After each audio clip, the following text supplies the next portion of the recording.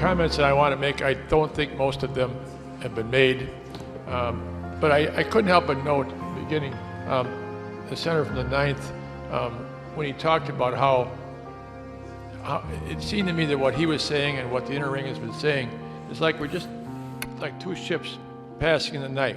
We just, I think there's sincerity on both sides, but it's just missing. It doesn't seem like the inner ring and outer ring see this world the same. It's sort of startling to me.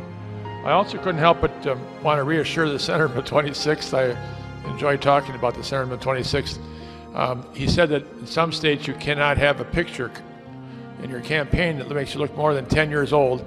And I want to assure the body that I've met the senator from the 26th 36 years ago, 37 years ago, and he looks the same today as he did in 1974. So we would not need that law in Wisconsin.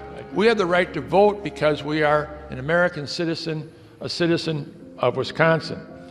And so I introduced this amendment just because I'm just sort of astounded, I guess would be one word, just astounded that I could be part of a state senate that is about to do this. I can't comprehend that Wisconsin would be a state that leads the way in reversing 230 years of progress in expanding people's right to vote, groups of people's rights to vote, the easiness of the rights to vote.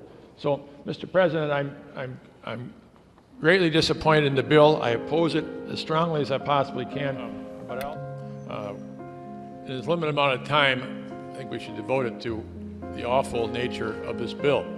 I read a comment from a columnist last night in the newspaper where he said the way Wisconsin is going, it's going to be harder to vote and easier to shoot. People who get into the booth to vote have passed through the pearly gates. They have become eligible. They've satisfied the poll workers. They're eligible. They had a driver's license. They lived at 212 Elm Street for 30 years, They now have their ballot. They're over to vote on it. And this bill, when it becomes law, and I'm afraid it will, absent some new wisdom, that person's going to find out they can't vote straight party ticket. This has nothing to do with fraud. They're already eligible. It's just restricting their right to vote the way they want. Mr. President, I appreciate this opportunity to say a few farewell words. I appreciate the humor of the senator from the 27th, and I appreciate the kindness of the senator from the 13th in both your comments. I actually like you too, you know that. Little aside before I get into some comments I jotted down, I couldn't help but note that the last bill that I will have voted on in the state senate was Assembly Bill 835. I'll remember that number. And it was pork for Dane County. Given the power of the senator of the 26th, I suspect that the first bill I ever voted on in 1975 was probably pork for Dane County. I've always had a theory on government, and I thought Abraham Lincoln had the same theory, but I can't find where he said it. And that is that government is a ship of state. And this is how I've always thought of it. And what I mean by that is that we are guiding this ship. And we may have a inclination to sort of steer the ship to the left because of our philosophy, or steer the ship to the right because of our philosophy. But if you're guiding a ship and your inclination is to go to the left, but there are rocks on the left, then you don't turn the ship to the left even though that's your inclination. You keep it going down the center. If you prefer going to the right, if there's rocks over there, you don't go that way just because that's your philosophy. You're guiding the ship and you should go straight forward. That's my philosophy. I realize that philosophy is not particularly in vogue today, and that's sad for me to say. I'm glad I came back to the state senate. It's been beyond the legislative part. It's been wonderful to get to know so many of you, so few of you who I knew when I came back in 2011. Senator Risser, Senator of the 26th and Senator from the 19th were here when I left, and I came back and they were still here. And I'm glad they were both still here. I mean that sincerely. I also must say that in coming back here, I had friendships, but the expanded friendships with the Senator from the 25th and Senator from the 17th has been a really enjoyable part of my time here. But I am also certain that it's time for me to go.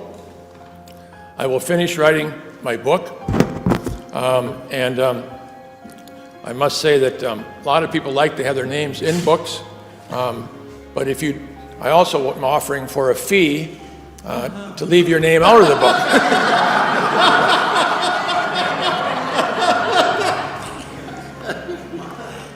I was just kidding when I said it, but maybe there's an income stream there I hadn't thought about. And I will also be busy on issues I care about as a private citizen, because I believe we are on this earth to help others. I believe that's the fundamental reason that I'm still here and why we're all here. On a very sad day for you, the loss of your good friend Bill Bablich, you were in the Capitol. The family had asked you to talk to reporters, and the Senate Republicans were going to have a call of the House where nobody could leave. Senator Mike Ellis, Republican Senator Mike Ellis, gave you 2 chances to get out of there before the call of the House. Does this speak to the old-time camaraderie and working together that you saw in the Senate you first joined in 1975? Well, it's exactly an example of it. And Mike Ellis was a friend of Bill Bablich's too, not as close as I was, but he liked Bill and served with Bill and so on. And so what Mike Ellis did, it's been somewhat misunderstood, I think. Mike Ellis didn't help me get out of the Capitol. What Mike Ellis assured me of is they weren't going to put a call of the House on until 11 a.m. And so that's when you can't get out if they put what's called a call of the House on. Right. So I just had to be out of the Capitol before 11. What the kind gesture he made was, after I'd gotten out of the Capitol, and it was wall-to-wall people. It was hard getting out of there. I got in my car and I took off, and I was only probably 6 blocks from the Capitol, and my cell phone rang, and it was Mike. And Senator Ellis said, "Did you get out?" Yeah. And I said, "Yeah, I'm on my way. I'm going to Illinois." He said, "Good, thanks, bye." Yep. But that I thought was a nice gesture, because he knew how tumultuous it was in the Capitol that morning. So I named them the unchild. At the end of the day, they're fundamentally unloved. That's really the ultimate conclusion. And that's one of the big issues in public education. It's the problems that students bring from the outside, often the home, into the classroom, which are a lot of the difficulties. And none of those problems have anything to do with whether the teacher's in a union.